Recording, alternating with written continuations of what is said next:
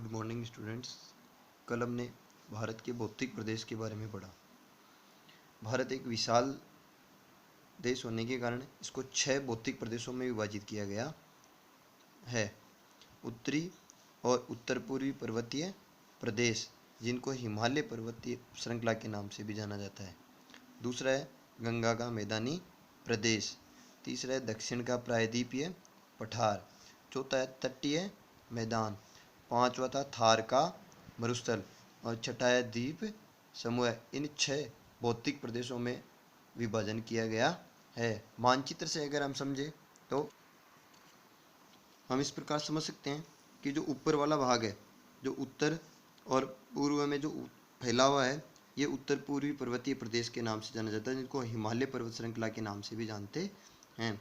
इसके जस्ट दक्षिण की ओर जो समानांतर श्रेणी में एक भाग फैला हुआ है, जो नदियों के द्वारा बहाकर लाई गई जो जलोढ़ मिट्टी के कारण इसका निर्माण हुआ है, इसको हम गंगा के मैदानी प्रदेश के नाम से जानते हैं। इसमें पंजाब है, हरियाणा है, उत्तर प्रदेश है, असम है, पश्चिमी बंगाल है, ये प्रमुख राज्य हैं। इनका जो है प्रमुख राज्य है, ये आते हैं। तीसरा था प्रायद्वीपीय पठार, जो दक्षिण की ओर त्रिभुजाकार आकृति में जो 3 ओर से जल से घिरा होने के कारण इसको प्रायद्वीपीय पठार कहते हैं। चौथा था तटीय मैदान, समुद्र के तट के ऊपर बसे हुए जो प्रदेश हैं, मैदान है, इनको तटीय मैदान के नाम से जाना जाता है। पांचवा था थार का मरुस्थल, जो उत्तर पश्चिमी भाग में फैला हुआ है, राजस्थान के जो अरावली पर्वतमाला के पश्चिमी क्षेत्र में फैला हुआ है, इसको हम थार के मरुस्थल के नाम से जानते हैं।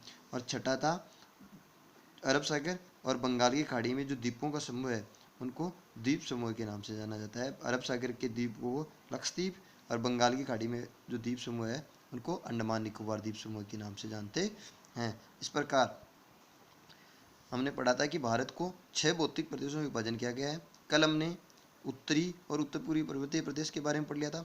आज हम गंगा का जो मैदानी प्रदेश है, इसके बारे में हम पढ़ेंगे। इसका जो पूर्वी भाग है, इसको हम खादर के नाम से जानते हैं, और जो पश्चिमी भाग है, इसको बांगर के नाम से जाना जाता है। अब आगे हम विस्तृत जानकारी लेंगे। गंगा का मैदानी प्रदेश हिमालय के दक्षिण में उसके समानांतर भारत का विशाल उत्तरी मैदान है। इसका जो निर्माण है वो गंगा, सतलज व ब्रह्मपुत्र और इनकी जो सहायक नदियां हैं, उनके द्वारा हिमालय से जो बहाकर लाई गई जो जलोढ़ मिट्टी है, इनके कारण हुआ है। यानी जो गंगा के मैदानी प्रदेश का निर्माण है, वो जो गंगा, यमुना, सतलज, ब्रह्मपुत्र जो नदियां हैं, उनके द्वारा बहाकर लाई गई जो जलोढ़ मिट्टी है, उनके कारण इसका निर्माण हुआ है। नवीन जलोढ़ मिट्टी होने के कारण यह भारत का सबसे अधिक या सर्वाधिक उपजाऊ भाग है। सबसे अधिक उपजाऊ भाग है। भारत में सर्वाधिक कृषि है वो इसी मैदान में की जाती है। उपजाऊ होने के कारण ये सबसे अधिक जो कृषि है वो इसी मैदान में की जाती है, इसलिए इसको भारत का अन्न भंडार भी कहा जाता है। प्रश्न आ सकता है कि भारत का अन्न भंडार किसे कहा जाता है, तो गंगा के मैदानी प्रदेश को ही भारत का अन्न का भंडार कहा जाता है, क्योंकि यहाँ पर सबसे अधिक कृषि की जाती है। सर्वाधिक जो कृषि है वो इसी क्षेत्र में की जाने के कारण इसको भारत का अन्न का भंडार भी कहा जाता है। अब इस मैदान में 2 प्रकार की भूमि पाई जाती है।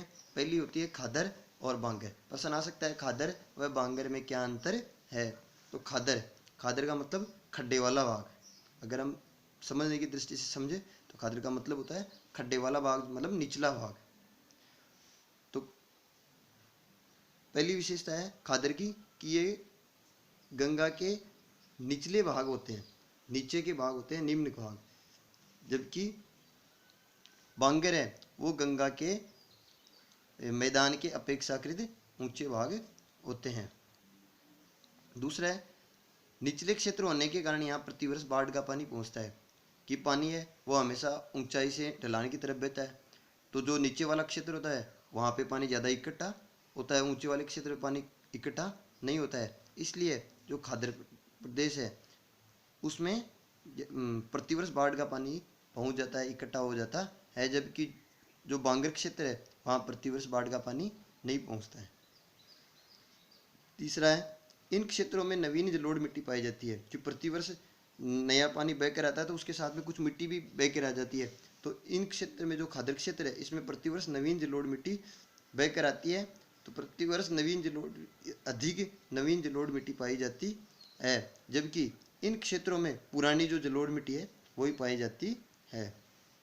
चौथा है, यह क्षेत्र अधिक उपजाऊ होता है। उपजाऊ तो दोनों ही होते हैं, लेकिन जो बांगर क्षेत्र के बजाय जो खादर क्षेत्र है वो अत्यधिक उपजाऊ होता है, क्योंकि इसमें प्रतिवर्ष नवीन जलोढ़ मिट्टी आती है, इसलिए ये अधिक उपजाऊ होता है। और जो खादर है वो जो बांगर क्षेत्र है वो खादर की अपेक्षा कम उपजाऊ होता है। और इसके उदाहरण है वो प्रमुखतः पूर्वी भाग में मिलते हैं, यानी खादर है वो पूर्वी भाग, जो गंगा के मैदानी प्रदेश का पूर्वी भाग है उस वो तक खादर के ज़्यादा उदाहरण मिलते हैं, जबकि पश्चिमी भाग में बांगर के ज़्यादा अधिकतर उदाहरण मिलते हैं। हिमालय के पर्वतपदीय क्षेत्र में कंकड़ पत्थर से निर्मित पतले मैदानों को भाबर कहा जाता है। वह जो दलदली मैदानों को तराई के नाम से जाना जाता है, तराई कहा जाता है। यानी जब हिमालय से जो ये नदियों के द्वारा जो पानी के साथ में कुछ कंकड़ पत्थर भी बहकर आ जाते हैं, उन कंकड़ पत्थरों से जो मिट्टी है वो तो आगे जलोढ़ मिट्टी है वो तो आगे बहकर चली जाती है, लेकिन कंकड़ पत्थर है वो उसी क्षेत्र में पतली परत के रूप में रह जाते हैं। इसलिए उन पतले जो मैदाने हैं, कंकड़ पत्थर से निर्मित मैदान है, उनको भाबर कहा जाता है। और जो दलदली प्रदेश है, दलदली मैदान है, जो अधिक नमी वाले प्रदेश है, उनको तराई के नाम से जाना जाता है या तराई कहा जाता है। अब है गंगा का जो मैदानी प्रदेश है इसकी प्रमुख विशेषताएं क्या है। तो प्रश्न पूछ सकते हैं कि गंगा के मैदानी प्रदेश की प्रमुख विशेषताएं बताइए। तो गंगा के प्रमुख मैदानी प्रदेश की विशेषताएं ये है, पहली तो ये क्या है कि प्राचीन काल में जितनी भी जो नदी घाटी सभ्यताएं थी उनकी उत्पत्ति है और उनका विकास है वो इन्हीं प्रदेशों में हुआ था।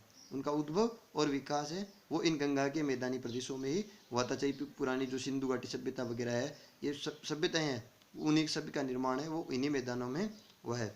दूसरा है यह समतल है और अधिक उपजाऊ होती है, क्योंकि मैदानी प्रदेश है तो यहाँ पे उबड़ खाबड़ जमीन नहीं है, अधिकतर क्या है जो समतल मैदान है, इसलिए ये अधिक उपजाऊ होती है।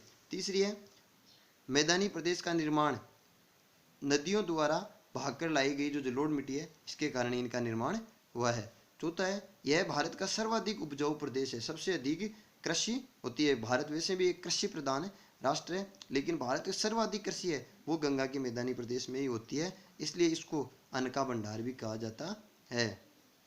भारत की अधिकांश जनसंख्या है वो इन्हीं प्रदेशों में रहती है, क्योंकि पर्याप्त मात्रा में पानी भी है और पर्याप्त मात्रा में संसाधन है, वह कृषि जो है अनाज भी पर्याप्त मात्रा में यहाँ सर्वाधिक होता है, इसलिए जनसंख्या भी यहाँ पर सर्वाधिक पाई जाती है।